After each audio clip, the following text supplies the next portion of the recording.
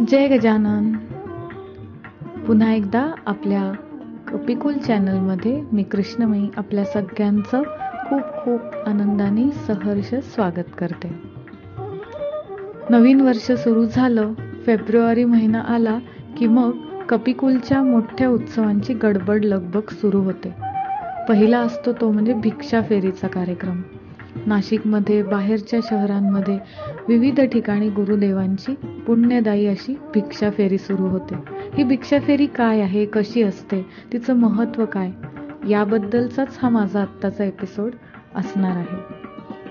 त्यानंतर येतो तो श्री श्री गजानन महाराजांचा प्रगट दिनोत्सव, आपल्या कपिकुलाचा सगळ्यात मोठा उत्सव, आपली दिवाळीच म्हणा ना. कारण संत श्री गजानन महाराज हेच आपल्या कपिकुलाचं आराध्य दैवत, आपल्या गुरुदेवांचं प्रिय दैवत आणि आपल्या सर्वांचे पिता, तात असे श्री गजानन महाराज. त्यांचा हा उत्सव म्हणजे दिवाळीच. म्हणून प्रगट दिनाची गडबड लगबग सुरू होते. आणि त्यानंतर लगेचच येतो तो दास नवमीचा उत्सव, ज्यामध्ये भारतभरातून लोक येतात. ज्या दिवशी सद्गुरू आपल्या संन्यासी झोळीतली भिक्षा सर्व भक्तगणांना वाटतात. दिवसभर सद्गुरू अखंड ती भिक्षा लोकांना वाटत असतात. अत्यंत आरोग्यदायी, ऐश्वर्यदायी अशी ही भिक्षा त्या दिवशी गुरु आपल्याला देतात. या सर्व उत्सवांची गडबड सध्या सुरू असल्याने यूट्यूबवर एपिसोड टाकायला मला फारसा वेळ होत नाहीये, त्याबद्दल अत्यंत क्षमस्व. यंदाच्या वर्षी आपण खूप छान असा संन्यासी टॉक्स नावाचा एक टॉक शो सुरू केला, ज्यामध्ये आपण प्रेमाची परिभाषा काय याबद्दलचं सुंदर असं गुरुदेवांचं ज्ञान ऐकलं. आणि मला व्ह्युअर्सकडनं एवढे रिस्पॉन्स आलेत, एवढे रिप्लाय आलेत, खूप ॲप्रिशिएट केलाय हा एपिसोड आणि ही कन्सेप्ट सगळ्यांनी. सो तोपर्यंत प्रश्न काढून ठेवा छान छान, आणि लवकरच आपण त्या एपिसोडमध्ये भेटणारच आहोत. तर आता बघूया या भिक्षा फेरीचं काय महत्त्व आहे.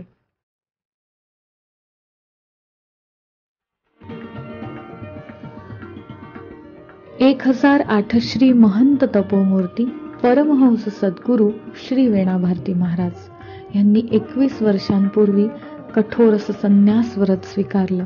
आणि जो खरा संन्यासी आहे त्याच्याच खांद्यावर ही रामसेवेची, रामकार्याची भगवी झोळी येते.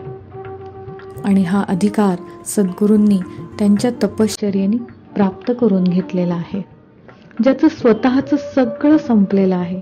आणि केवळ ईश्वर सेवेसाठी, जनकल्याणासाठी जो जगतो आहे, कार्य करतो आहे, त्यालाच, त्या खऱ्या संन्यासालाच भिक्षा मागण्याचा अधिकार असतो.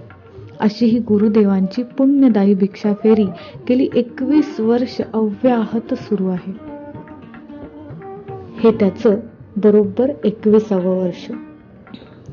विश्वातील सर्वात प्रथम भिक्षा श्री श्री महादेवांनी श्री अन्नपूर्णा मातांकडे मागितली. 4ही युगात अत्यंत महत्वाची अशी ही भगव्या झोळीतील पवित्र भिक्षा. या विश्वाचे निर्माते, मुख्य देव श्री कल्पातेश्वरांच्या खांद्यावर ही झोळी कायम असते. ही महान अशी भिक्षा परंपरा प्रत्यक्ष भगवान महादेवांपासून सुरू झाली आहे. आणि अन्नपूर्णा मातांनी उसाच्या रसाची पहिली भिक्षा महादेवांच्या झोळीमध्ये घातली. त्यानंतर साक्षात श्री दत्तप्रभू, श्री नवनाथ, आपले सद्गुरू श्री समर्थ रामदास स्वामी महाराज, संत श्रेष्ठ महाविष्णूचा अवतार संत ज्ञानेश्वर महाराज, टेंबे स्वामी महाराज, अशा अनेक संतांनी या भिक्षेद्वारे जनकल्याणाचा, दानाचा, पुण्याचा, मोक्ष आणि मुक्तीचा सहज सोपा सुंदर मार्ग जनतेमध्ये रुजवला. आणि हीच महान परंपरा, महान संतांनी पुढे आणलेली परंपरा आजच्या या कलियुगात परमहंस सद्गुरू श्री वेणा भारती महाराज अनेक वर्ष कठोर संन्यास व्रत पालन करून जनकल्याणाकरता ही भिक्षा परंपरा आजही जागती ठेवत आहेत. भिक्षेद्वारे समाजामध्ये रामनाम जागरण होते, अध्यात्म जागरण घडते, धर्म संस्कृती जागरण होते. कारण आजकाल आपल्या ह्या ज्या वेदांपासून चालत आलेल्या हिंदू संस्कृतीच्या परंपरा आहेत, त्या काळानुरूप लोप पावत चालल्यात. त्याचं महत्त्व कमी होत चाललेलं आहे. आणि संत याचसाठी पृथ्वीवर जन्म घेतात की या परंपरा, ही संस्कृती, हा धर्म जागृत राहावा, टिकून राहावा, पुढच्या पिढ्यांपर्यंत हा वारसा दिला जावा. सोशल मीडियाच्या युगामध्ये अध्यात्माचं महत्त्व कमी होत चाललेलं आहे. पुण्य कमवण्यासाठी साधना, उपासना, दान, व्रत, नेम, नियम हे सगळं काही कमी होत चाललेलं आहे. आणि म्हणूनच गुरुदेवांनी हा रामकार्याचा विडा उचललेला आहे की वेगवेगळ्या साधना उपासनांद्वारे ह्याचं महत्त्व जगाला कळेल. आपल्या अनंत जन्मींचे कर्मदोष ज्याने नाहीसे होतील, हातून काहीतरी सत्कार्य घडेल, सामाजिक वैश्विक कार्य घडेल, यासाठीच ही भिक्षा फेरी सद्गुरू काढत असतात.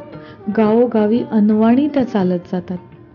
या भिक्षा फेरीमुळे नकारात्मक शक्ती दूर होतात. समाजामध्ये एकोपा, आनंद निर्माण होतो. ईश्वर सेवेचे, वैश्विक रामकार्याचे महत्त्व जागविता येते. आमचे आदरणीय गुरुदेव याद्वारे समाजाकडून मोठ्या प्रमाणावर पुण्यकार्य, सत्कर्मच करून घेत आहेत. आज या कपिकुलच्या दिव्य भिक्षा परंपरेस 21 वर्षे पूर्ण झाली. किती कठोर तप सद्गुरू आचरित आहेत.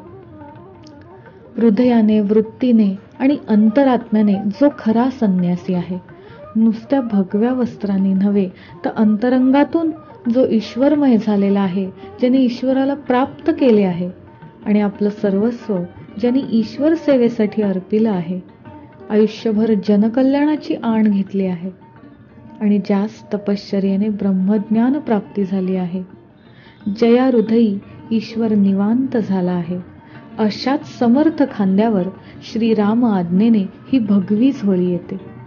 खूप अभिमानाची गोष्ट आहे. आपल्याला या काळात त्याचं महत्त्व समजणं कठीण आहे.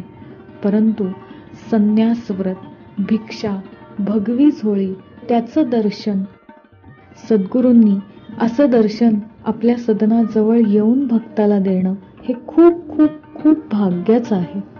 सद्गुरू स्वतः चालत आपल्या घराजवळ येतात आणि आपले सगळे दोष नाहीसे करण्यासाठीच ही भिक्षा असते.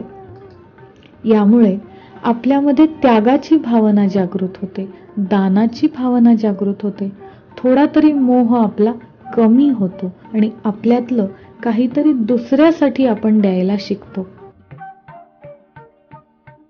या सगळ्या जमलेल्या धान्याची जी भिक्षा आहे, ती गावोगावी जे कार्यक्रम होतात त्यामध्ये सर्व गोरगरिबांना अन्नदानाद्वारे ही भिक्षा वाटली जाते आणि आपल्या प्रत्येकाच्या घरातला एक एक दाणा या अन्नदानामध्ये सहभागी होतो आणि अनंत अनंत असं पुण्य आपल्या पिढ्यांना, कुळाला या भिक्षेद्वारे मिळतं. संन्यासी झोळीमध्ये आपल्या घरातला दाणा गेल्याने तो अत्यंत शुद्ध आणि पवित्र होऊन जातो आणि हे सार दान, हे अन्नदान वरती साक्षात मुख्य परमात्म्यापर्यंत पोचतं. त्यामुळे आपल्या कुळाला आशीर्वाद प्राप्त होतात, पितरांना उत्तम गती लाभते, विविध दोष कमी होतात, कुप्रवृत्ती जाऊन सत्प्रवृत्ती जागी होते. याद्वारे रामनाम जागरण होऊन भगवंताची कीर्ती सर्वदूर पसरते. साधू संत आपल्या दाराशी चालत येतात, आपल्या वास्तूतील नकारात्मकता आणि दोष घालवतात. साधू सेवा घडते, दानाची भावना जागते, पुण्य वाढते. आपल्या पितरांना उत्तम गती देणारी, कर्मदोष कमी करणारी अशी ही भिक्षा फेरी गुरुदेवांमुळेच सर्वांना भाग्य आणि पुण्य देते आहे. गुरुदेवांचे किती कृतज्ञ राहावे तेवढे कमीच आहे.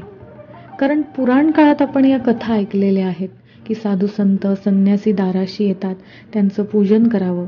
साधू संत येती घरा, तोची दिवाळी दसरा.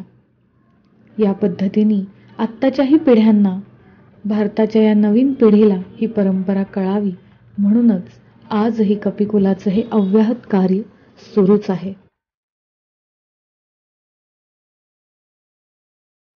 चला तर मग प्रेक्षक हो, भक्त हो, सद्गुरू श्री वीणाभारती महाराज यांच्या दिव्य संन्यासी भिक्षा परंपरेची या एपिसोडद्वारे आपण सुंदर अनुभूतीच घेऊया. जय जय जय जय जय रघुवीर.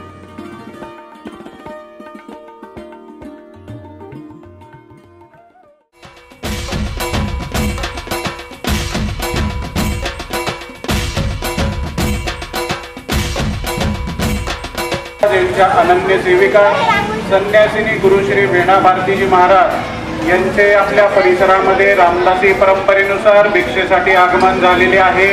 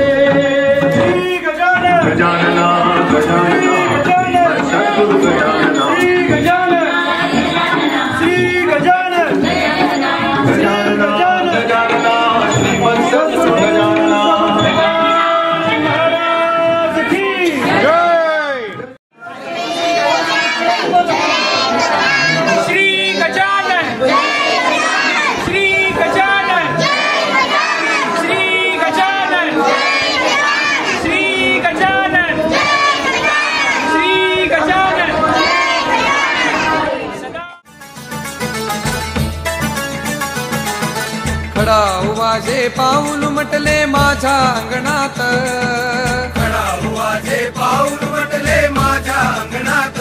दत्ता लागे नांत, दत्तांची फेरी आली भिक्षा मागत, स्वामींची फेरी आली भिक्षा मागत, नाथांची फेरी आली भिक्षा मागत. खडा उवाजे पाऊल उमटले माझ्या अंगणात, त्याचा लागे नांत. दत्तांची फेरी आली भिक्षा मागत, स्वामींची फेरी आली भिक्षा मागत, नाथांची फेरी आली भिक्षा मागत.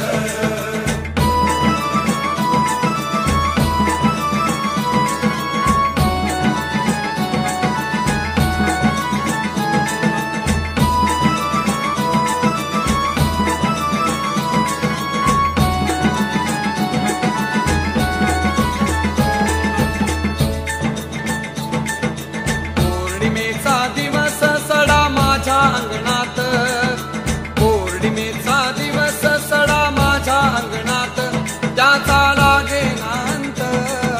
दत्तांची फेरी आली भिक्षा मागत, स्वामींची फेरी आली भिक्षा मागत, नाथांची फेरी आली भिक्षा मागत.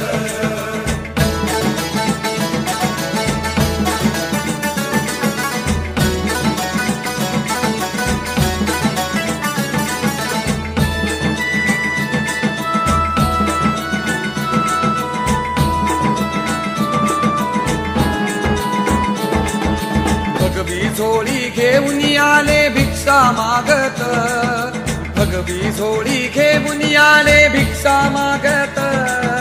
श्वानांची फौज आहे त्यांच्या सोबत, श्वानांची फौज आहे त्यांच्या सोबत.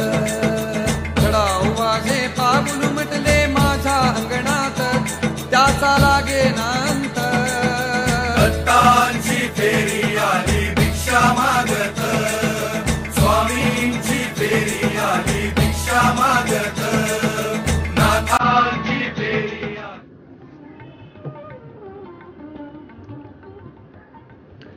भिक्षा फेरीमध्ये सद्गुरूंच्या मागे चालणं, बरोबरीने चालणं, त्यामध्ये विविध प्रकारच्या सेवा करणं, या सगळ्यामुळे, सद्गुरूंच्या त्या तेजस्वी दर्शनामुळे आपल्यातल्या अनेक सुप्त शक्ती जागृत होतात.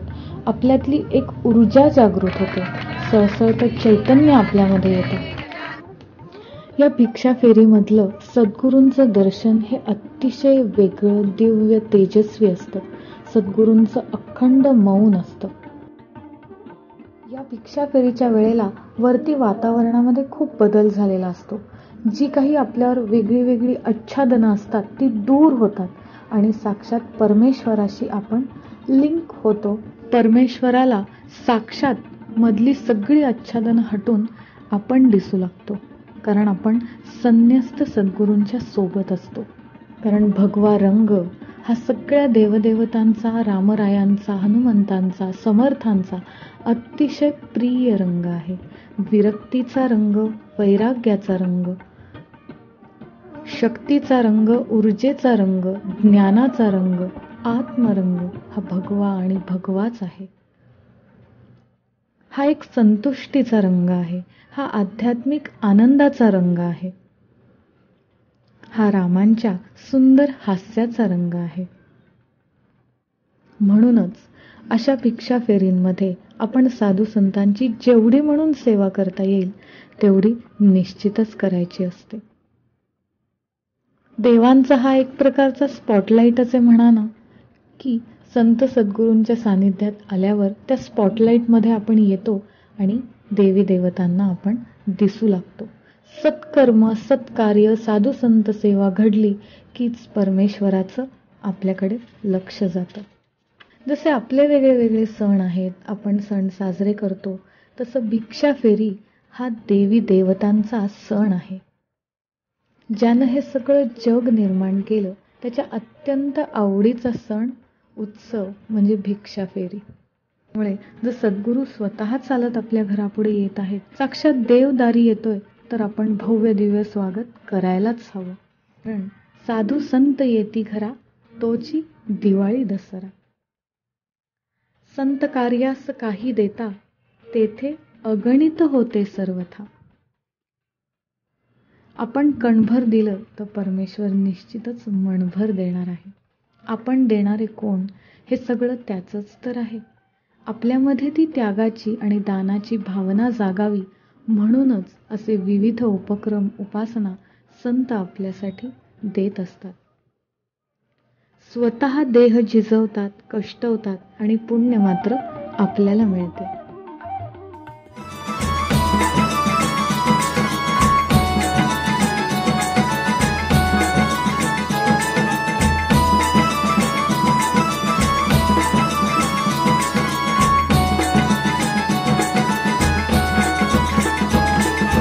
एकमुखाची ही मूर्ती दिसली स्वप्नात, तीन मुखांची ही मूर्ती दिसली स्वप्नात.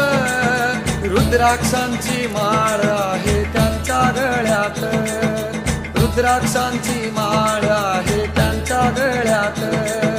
चढाऊ वाजे पाऊल म्हटले माझ्या अंगणात, त्याचा लागे नांत.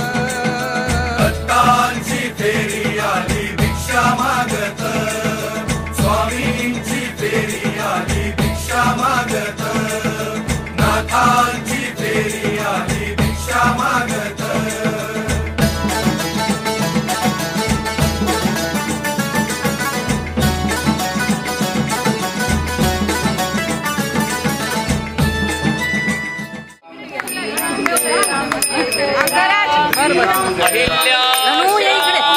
राघवे मुक्त केली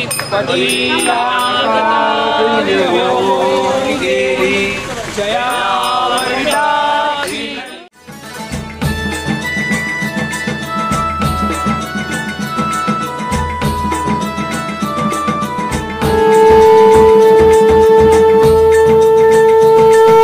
शंखांचा आवाज गेला माझ्या कानात, शंखांचा आवाज गेला माझ्या कानात, त्याचा लागे नांत.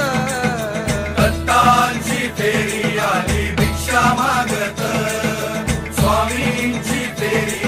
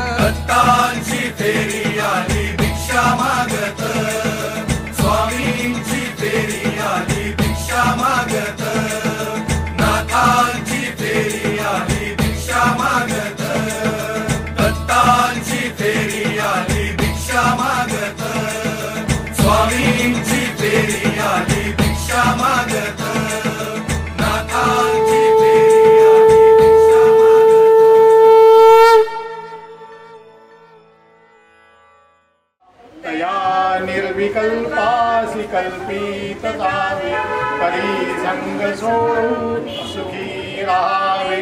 जय जय रघुवीर समर्थ.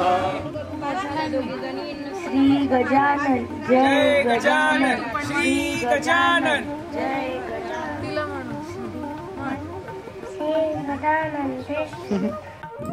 सगळे सण भिक्षा फेरीमध्ये खरोखरच खूप खूप आनंद उपभोगतात. प्रत्यक्ष देवदारी आल्याचा आनंदच टाळ्या वाजवून सारेजण व्यक्त करतात. जय गजानन श्रीराम जय जय राम असा नामघोष आसमंतामध्ये पसरतो. वातावरण शुद्ध होतं, नकारात्मकता दूर निघून जाते. आणि म्हणूनच कपिकुलांनी हे रामकार्य, या रामकार्याचा विडा उचलला आहे की अध्यात्म जागरण वेगवेगळ्या कार्यक्रमांद्वारे समाजामध्ये करायचं. त्यासाठीच भिक्षा फेरी, प्रगट दिन, दासनवमी, हनुमान जयंती, रामनवमी हे उत्सव, घरोघरी प्रवचनांचे कार्यक्रम, गावोगावी प्रवचन, व्याख्यानं, त्यानंतर हे यूट्यूब चॅनल सुद्धा आपण याच अध्यात्म जागरणासाठी सुरू केलं आहे. किती सुंदर नाही भिक्षा फेरी? तुम्हालाही हे सगळं बघून जणू आपण त्यातच आहोत, तिथेच आहोत असं जाणवलं असेल ना? पुढच्या वर्षी नक्की सहभाग घ्या. आपल्या परिसरात, आपल्या गावी देखील अशी भिक्षा फेरी आयोजित करायची असेल तर कपिकुलला नक्की संपर्क करा. बघूया सद्गुरूंनी या भिक्षेचं काय महत्त्व सांगितलं आहे.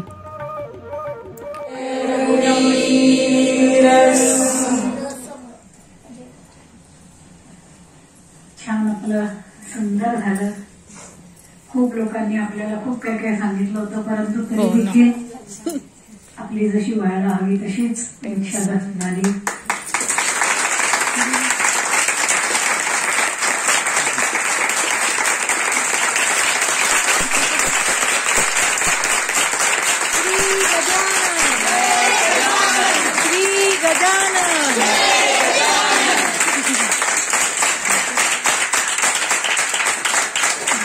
माझ्या पण टाळ्या.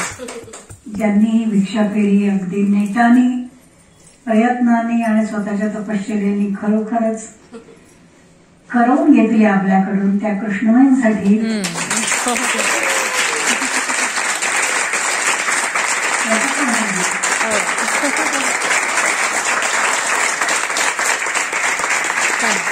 सकाळी 7 ते संध्याकाळी 5 रात्री 2-2 पर्यंत आवडले. परंतु सगळे जण त्याच्यामध्ये राहिले. कपिकुलातली तर मंडळी या 4-5-6 दिवस जवळजवळ 24 तास जागी आहेत. जवळजवळ 24 तास म्हणजे, कारण आलेली भिक्षा ती उतरवायची, तिची जाऊन तिथे सगळी व्यवस्था वगैरे करायचं. ते झालं की रात्री 11:30-12ला घरी यायचं. ते झालं की त्याच्यापुढे दुसऱ्या दिवशीची तयारी करायची. काही नाही, अनाउन्समेंटला जायचं आणि सकाळी 5 नाही वाजले की उठायचं, बाकीची तयारी करायची, काहीतरी करून ठेवायचं, खाली दे, वर दे, इकडे ठेव, तिकडे ठेव, की 7 वाजले की सुरू. परंतु या सगळ्यामध्ये खूप आनंद आहे, खूप आनंद आहे. कारण झोळी ही खोली आहे, झोळी ही खोल आहे, अत्यंत खोल, अत्यंत तळा. त्याच्यामध्ये तुमच्या हाताने काही जाणं हे खूप सुंदर असतं. वरती ज्या गोष्टी घडतात ना मंडळी, त्या इतक्या म्हणजे सौंदर्य काहीच नाही त्याच्यापुढे. इतकं ते सुंदर असतं आणि फार फार सुंदर असतं. म्हणजे ज्या घराण्यामध्ये गुरुपरंपरा असते, एखाद्या घराण्यामध्ये खरी ना अहंकारयुक्त गुरुपरंपरा नाही, म्हणजे आम्ही यांचं करतो, आम्ही त्यांचं करतो, अशा पद्धतीची खाष्ट गुरुपरंपरा नाही. अत्यंत सात्विक, अत्यंत प्रेमळ असं ज्या वेळेला एखाद्या गुरुपरंपरेची भिक्षा झोळीमध्ये पडते, त्यावेळेला रामरायांचा हात सीतामातांच्या स्कंधावर असतो आणि ते दृश्य इतकं सुंदर असतं, इतकं सुंदर असतं, इतकं सुंदर असतं की ते दृश्य बघण्याकरता असे त्रिभुवनामधून डोळे मागून घेतात. देव डोळे मागून घेतात. आवडते त्यांना भिक्षा की हे आम्हाला, कारण ते दिसत नाही ना मंडळी. रामराय आनंदाच्या एका एवढ्या सागरामध्ये असतात त्यावेळेला. म्हणजे रामराय, सीतामाता आणि महादेव हे तिथं नसतातच, कारण ते त्या झोळीबरोबर असतात ना. फार वातावरण सुंदर असतं, कारण झोळी बाहेर पडली की ढग आच्छादनं आवरणं पांगणं सगळं बाजूला झालेलं असतं. सगळं बाजूला लख्ख असतं सगळं. फार सुंदर असतं, फार फार सुंदर असतं. आणि जेव्हा ती जोडी हनुमंतांच्या चरणांशी येते तेव्हा हनुमंत जेव्हा त्याच्याकडे बघतात तेव्हा प्रत्येकाच्या कुळामध्ये म्हणजे तुम्ही मंडळी तुमच्या पूर्वजांशी किंवा पितरांशी तेवढे संलग्न नाही आहात त्यामुळे तुम्हाला कळणार नाही, परंतु खूप हालचाल होते या सगळ्यांमध्ये. खूप हालचाल होते, फार सुंदर हालचाल होते. किती वारा आला ना म्हणजे तरी एक वेळ वडाची पानं हालते, परंतु तुळस नाही हालत एवढी. ती शांत असते. परंतु ज्या वेळेला हनुमंतांजवळ ती जोडी शांत व्हायला जाते आणि ती जी हालचाल होते त्यावेळेला तुळस हलते म्हणजे. आणि तुळस हल्ल्याशिवाय पितरांना दुसरा मार्ग मिळू शकत नाही. म्हणून तुळस प्रतीक ठेवलेलं असतं की ती हल्ली की समजतात आपला एक पूर्वज पुढे गेला. याला तुळस द्यायला सांगितले आणि सगळीकडे आपण तिकडेच येतो आहोत. आपल्याला गगनवेल द्यायला सांगितले. जेवढ्या वेली या भारतवर्षामध्ये पुन्हा येतील तेवढ्या भारतवर्षामध्ये शांतता लवकर प्रस्थापित होईल. कारण वेल ही शांततेचं प्रतीक आहे. वृक्षापेक्षा या सगळ्यांच्या राज्यामध्ये वेलीला जास्त महत्व आहे. म्हणून माऊलीने त्याची गूढ खूण आपल्याला देऊन ठेवली. इवलेसे रूप भारी त्याचा वेलू गेला असा वेल प्रत्येकाला द्यायला सांगितला. प्रत्येकाच्या हातून ते करून घ्यायला सांगितलं. खूप सुंदर हे आहे. हे सगळं करणे ठरतं तिथं आणि होतं इथनं. खूप ठिकाणी सुंदर सुंदर नियोजन होतं. छान बैठका केल्या होत्या. प्रत्येकाने छान असं मुलांना वगैरे घेऊन त्याला छान छान म्हणजे कृष्ण महिना जे आवडतं ते आता सगळ्यांना कळायला लागलंय की मुलांना वेगळ्या वेगळ्या वेशांमध्ये तयार करायचं, त्यांना समोर उभं करायचं. हे खूप छान असतं. तुम्ही भिक्षेच्या झोळीच्या समोर जे जे काय कराल ते ते तिथं जात.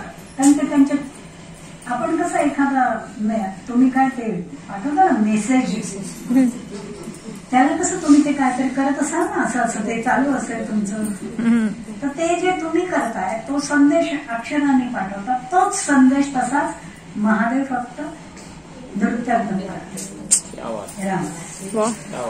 आणि तुमच्या कुळांची नावं सुद्धा मंडळी फुलांमध्ये असतात. तुमच्या आडनावांमध्ये नावं नसतात. पण तिकडे आडनाव मानतच नाही.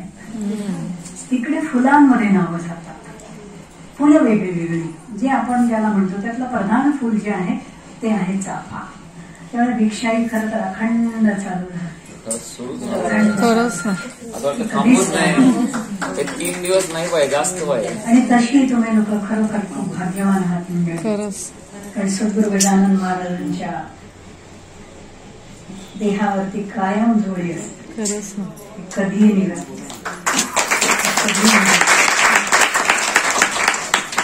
त्यामुळे ही सतत असते. 24 तास रात्री देखील तिला कधीही काढून ठेवलेलं नसतं. त्यामुळे झोळी कायम पृथ्वीवर आहे. हा पृथ्वीवासियांना खूप मोठा सगळं फार छोटं छोटं आहे. त्या सुंदर गोष्टींकडे बोलणं छोटं आहे सगळं. परंतु खरोखर आपण त्या झोळीची सेवा करत असतो. अखंड ती झोळी आपल्याला दर्शन देत असते. अखंड ती झोळी पृथ्वीवर फिरत असते आणि अखंड ती लोक संतुष्ट होत असते. याची अखंड परंपरा छान सगळी. याही वेळेला आपण साधारण 7-8 दिवस जी भिक्षा फेरी करत होती कृष्णनेमी 3च दिवसामध्ये केली. परंतु एकदम धडाकेबाज केली. खूप सुंदर केली आणि ठिकठिकाणी रांगोळ्या ठिकठिकाणी. म्हणजे रामारायांना इतका आनंद आहे या गोष्टीचा की ज्या परंपरेचा सन्मान व्हावा अशी त्यांची इच्छा होती त्या परंपरेचा खऱ्या अर्थाने सन्मान होतोय. कारण ही सगळी भिक्षा सीतामाता रांगणार आहेत. या भिक्षेमधली एक मूठ हनुमंत घेतात आणि वरती सीतामाता रांगतात त्याच दिवशी. हे किती सुंदर आहे. म्हणून या वेळेला जी वेल कृष्णमयीने द्यायला लावली त्या वेलीचे आशीर्वाद आहेत की तुम्हाला महाराजांच्या हातचा आज खायला मिळाला.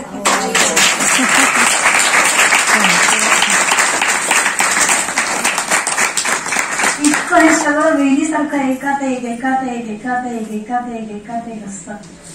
सुंदर असतं. फार सुंदर असतं. फार फार सुंदर असतं. या झोळीच्या बरोबर जर पारंपरिक वेशामध्ये आपण आलो, नऊवारी साडी, धोतर वगैरे अशा पद्धतीने, किंवा पगडी किंवा शेला उपरणं, काहीतरी अजून सोहळं अशा पद्धतीने जर आपण आलो तर ह्याचा अजून म्हणजे उत्तम कुळामध्ये सगळी जी काही पित्र इकडे तिकडे गेलेली असतात त्यांना उत्तम कुळं मिळतात.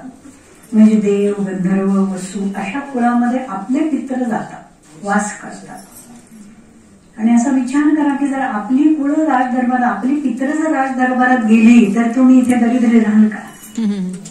वरती जर राजाच्या दरबारात बसायचा ज्याला सन्मान आहे त्याला पृथ्वीवर काय असेल? इतकी ही भिक्षा परंपरा कल्पातेश्वरांची मुख्य परंपरा आहे आणि कायमस्वरूपी त्यांच्या स्कंधावर ती झोळी विराजमान असते.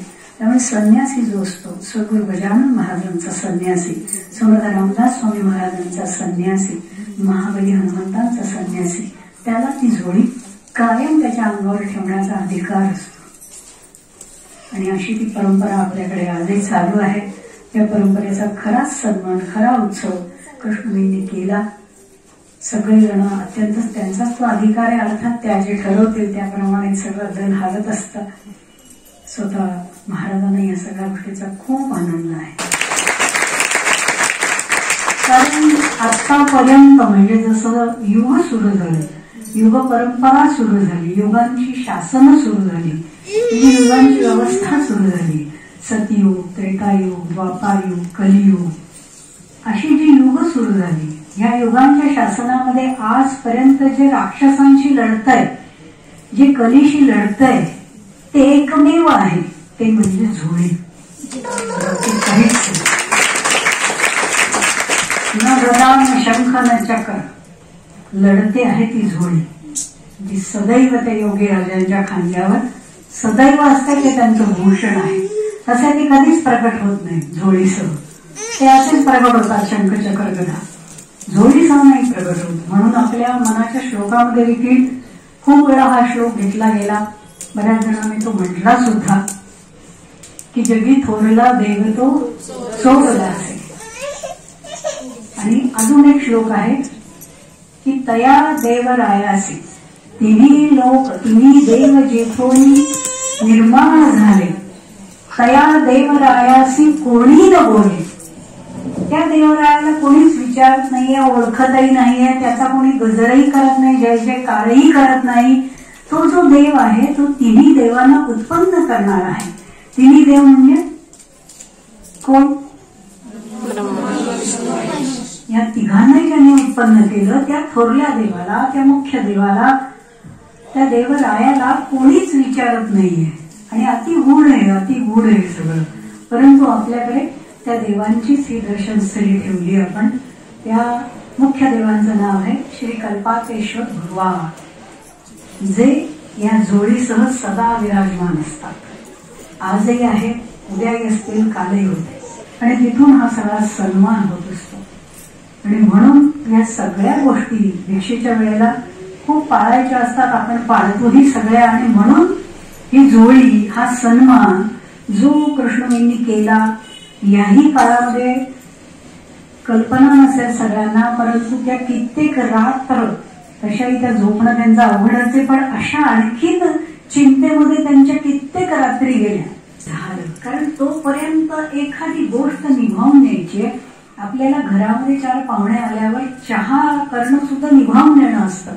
परंतु या विश्वाला सहकार्य करणारं हे जे काही कार्य आहे, हे कार्य निभावून न्यायचं. लक्षात कायम ठेवायचं की याच्यामध्ये विश्वात असणाऱ्या गोष्टींचं पूर्ण सहकार्य आहे, परंतु विश्वात वावरणाऱ्या गोष्टींचं सहकार्य असेलच असं नाही.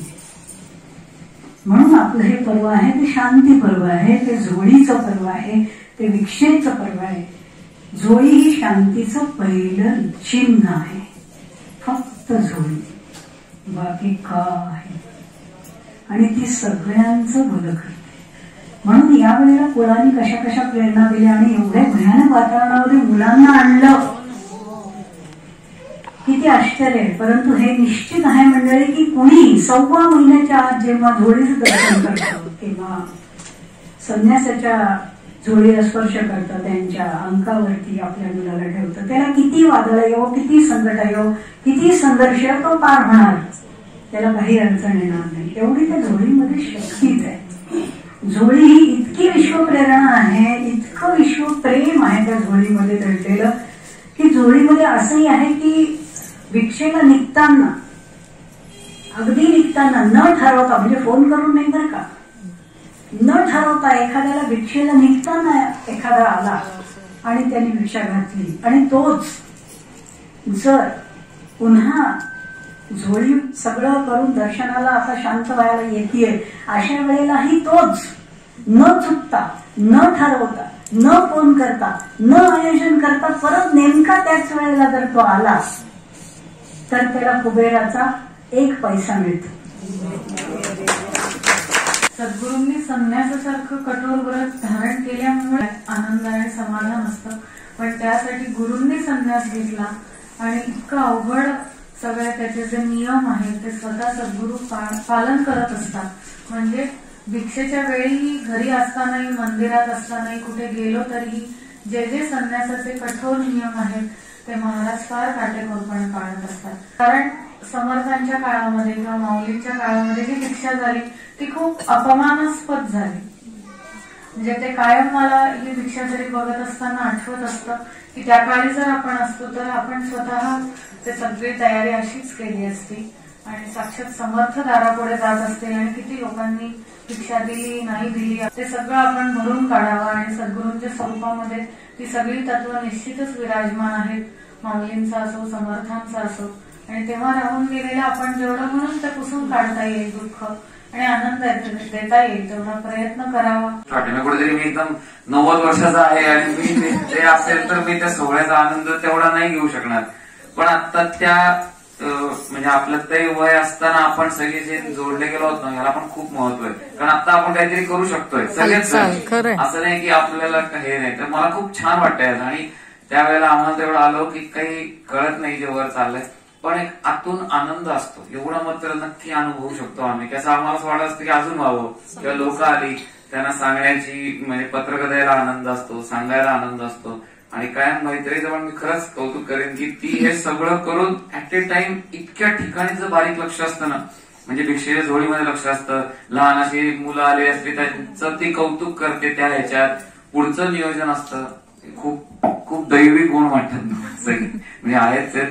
खूप छान आहे. आम्ही खूप भाग्यवान आहोत की आपण सगळेच की आई सोबत आपण आहोत आणि हे सगळं. आणि घरी येईपर्यंत भिक्षा सॉर्ट करून तांदूळ वेगळे. मला जास्त ग्रेट वाटतं की त्या टेम्पो मध्ये चालता चालता ती सॉर्ट पण होती भिक्षा. म्हणजे एका ठिकाणी दुसऱ्या ठिकाणी जाईपर्यंत ते त्या पोत्यातही गेलेलं असतं. इतकी धावपळ असते, इतके प्रामाणिक प्रयत्न असतात की त्याला 2 मिनिटात आपलं अख्खं कार्य कळलं पाहिजे. 20 वर्ष त्याला 2 मिनिटात समजले पाहिजे. माझा आग्रह असतो तो भक्त झाला पाहिजे आणि जरा त्या म्हणजे त्यांनी त्या जाणीवपूर्ण आईचं दर्शन घ्यावं ही इच्छा त्याच्या पाठीमागे असते. सगळं कळावं आणि तो जोडला जावा कपिकुलाशी. त्याला लगेच गुरु कळावे, गुरु मिळावे, त्याचं भाग्य चांगलं व्हावं. माझ्याकडे एक मुलगा आहे ना कुशल, तर तो पण काल त्याला सुट्टी होती, तो आला होता, तो पण बघावा होता. तो म्हणे 2 तासात तो नास्तिकचा आस्तिक झाला म्हणे. तुला बघतो.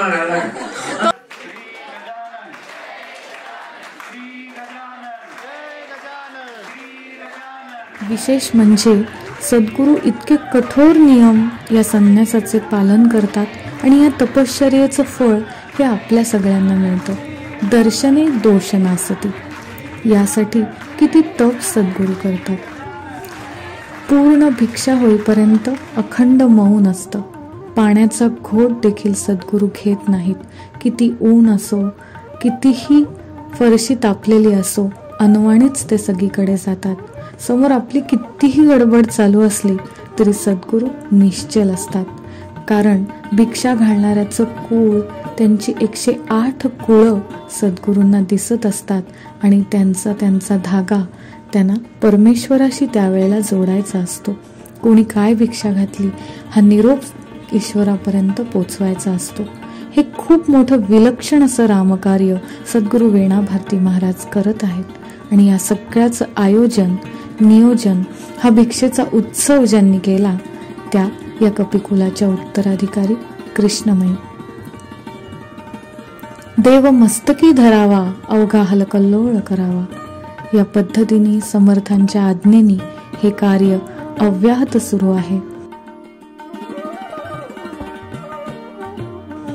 परमेश्वराने असंच कार्य कायम या कपिकुलाकडनं करून घ्यावं अशी त्यांच्या चरणी प्रार्थना. तर मित्र हो, तुम्हाला आजचा एपिसोड नक्की आवडला असेल. कसा वाटला एपिसोड मला नक्की माझ्या व्हॉट्सअप नंबरवर मेसेज करून मला पाठवा. प्रश्न काढून ठेवा. पुन्हा आपण संन्यासी टॉक्समध्ये लवकरच भेटणार आहोत.